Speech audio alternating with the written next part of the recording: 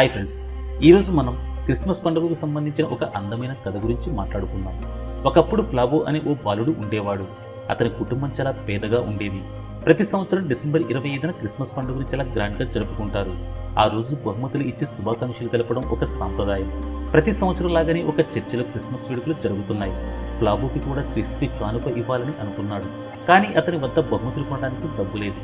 దాంతో అతని ఇంటి ముందున ఒక చిన్న మొక్కను కుండీలో పెట్టి దాన్ని అందంగా డెకరేట్ చేసి చర్చికి తీసుకెళ్లాడు.